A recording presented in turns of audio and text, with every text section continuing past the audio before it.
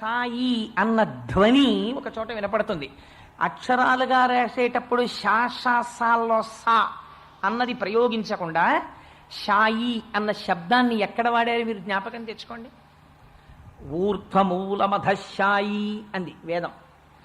పైకి కిందకి పక్కలకి వ్యాపించినటువంటి కాంతి స్వరూపము ఏదైతే ఉందో దానికి షాయి అని పేరు శబ్దరూపంగా. అందుకని ఇప్పుడు షాయి అంటే ఎవరు? అంతటా వ్యాపించినటువంటి వాడు. ఒకనాడు ఉండి ఒకనాడు లేనివాడు కాడు.